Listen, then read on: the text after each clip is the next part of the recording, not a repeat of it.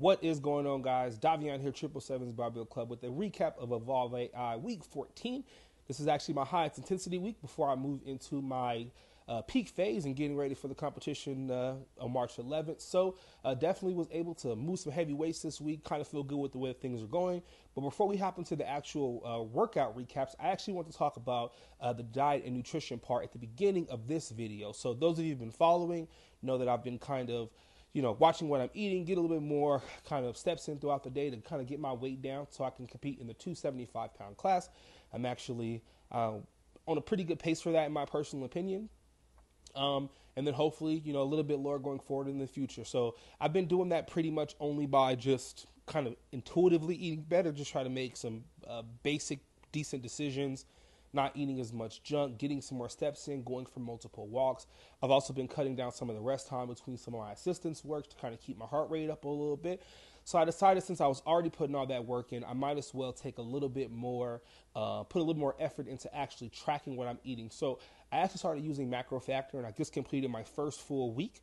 I did try MacroFactor back in the kind of middle of 2022, right when the app launched. However, I'm normally not very good when it comes to kind of any MyFitnessPal, Chronometer, or anything like that I've tried before. This is hard for me to really adhere to that. But I like MacroFactor when I tried it previously in the past. I know they've been consistently updating it, and there's some really nice features. So I said, you know what, I'm already putting some effort into it. I might as well put a little bit more and try to really hone in on what I'm doing.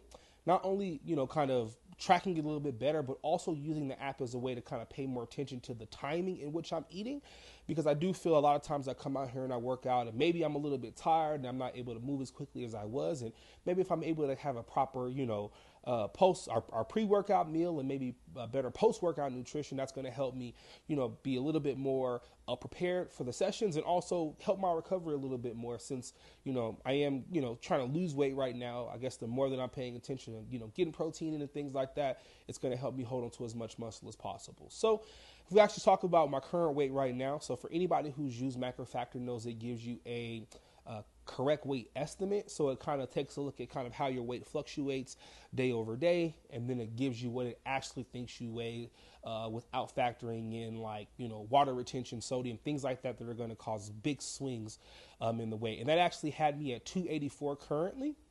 However, my actual scale weight this morning was 280 pounds, which is actually a little bit of a bump from what I saw a couple of days ago. I believe I was around 278 and a half. So I've also been really focusing on getting proper water intake, so making sure I'm hitting a gallon and a half or a gallon or a half a gallon a day.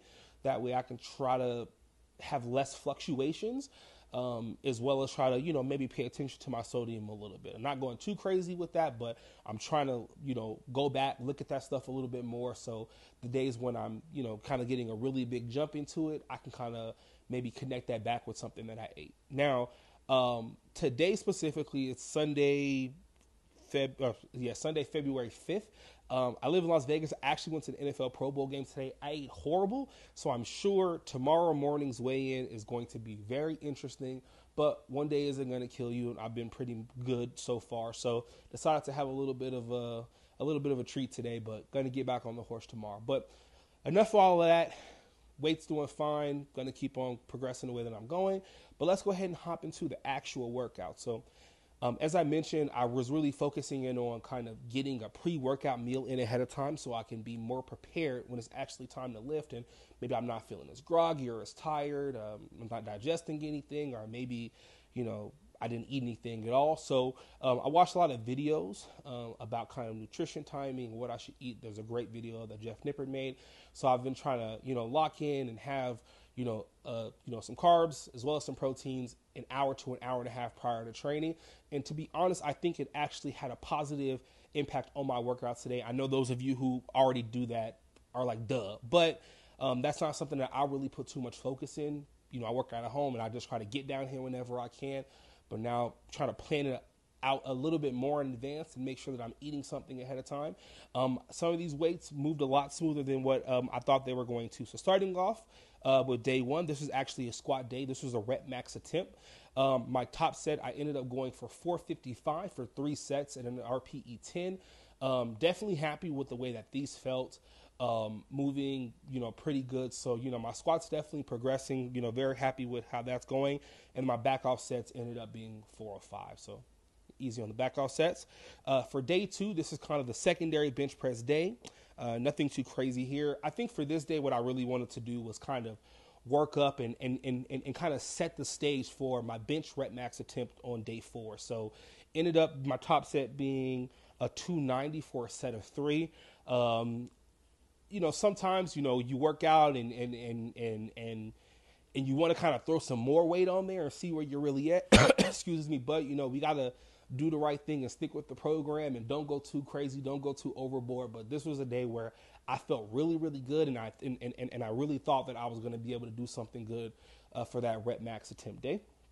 Then my actual deadlift. So day 3 deadlifts, top set ended up being 425 for a double. Again, I felt really, really good this day. And after I did it, I recorded it on my camera. I recorded it on my phone. Follow me on Instagram, 777's Barbell Club. If you're not, I post kind of some things that maybe I don't post in these videos. But I was looking at the video over and over and over, and I'm like, is that a 6? Is that an RPE 6? I wasn't really sure. I didn't want to overshoot. I didn't want to undershoot. But I remember a video that I've seen recently with David Wilson where he was talking about like overshooting a little bit is probably not the worst thing in the world. So I was fine marking that with a 6. The bar felt fast. It felt good. Maybe somebody watching it doesn't believe it's an RPE 6, but I felt really, really fast pulling those deadlifts. So I'm very, very happy with it's going. And then the last day, which is going to be day number 4, which is my bench press day. So this is kind of a continuation of that day 2 and really, really wanting to hit something big. So I actually did this workout this morning. I didn't really have a real pre-workout meal. I woke up like an hour. I drank a Gatorade, got some carbs in me. And then I was like, I got to get this workout done because I got to get ready, get over to the stadium for the game because I figured I was not going to be in the mood or have the energy to work out after the game, which I do not. So I'm glad I knocked it out this morning. But I ended up saying, whatever, I'm throwing on 3 plates, 315 for a triple. Looking back on it now, these reps weren't competition spec pause, but I benched the weight. I'm so happy with this, and I actually ended up getting the prompt to update my max after it, and I think it suggested 340 to 355, but I ended up going with 340 because I didn't really pause it, but I feel like this is a good amount of carryover for my, for my actual competition pause bench press. So definitely happy with the way that kind of this entire week went. This was the highest intensity week. So now I get that deload next week, and then we just get to kind of hit that taper into the meet on March 11th. Very, very excited. I think I'll be able to hit some decent weights. We're always focused on progression. I always want to make sure I'm doing a little bit better. And, just as a point of context, in the last meet that I had, that was me coming back after a pretty long layoff of serious lifting. My knees were aching, my elbows were aching. So that first block that I did when I was still doing Juggernaut, the weights that I was hitting were very, very low. And a lot of you guys have even mentioned in some of my previous videos that like, hey, that's moving a little bit faster. So because I was coming off of kind of some aches and some pains and worried about some things health-wise, I don't think I was really pushing myself as much as I should have been in the past. And now I'm really, trying to hit those numbers and really push those RPEs. And if I miss a rep, then I can kind of adjust going forward, but I at least want to kind of really see, where that line is for me. In my last meet, my best squat was 455. I just tripled that. I did 319 on the bench. I just tripled, not competition pause bench, but I just tripled 315. I deadlifted. I think it was like 501 in kilos around there, but I feel confident I'm going to be able to kind of beat all of these numbers. So really excited going forward. I want to keep on being as efficient as possible, getting this sleep, getting this water, and just, clear up as many variables as I possibly can. As somebody who grew up playing sports, I grew up playing football, I wrestled in high school. I used to love to compete, and that's what powerlifting gives me. It gives me a reason to love to train. I already love training. I love pushing myself, but when I get this close out to a competition, I start to get really, really giddy, and I'm really excited to kind of see. I really want to go there and compete. Who knows what I'm going to be able to do out there. I still have a long way to progress, but I'm going to keep on making these videos. Thank you guys always for your support. I really appreciate everything. And as always, guys, keep on lifting.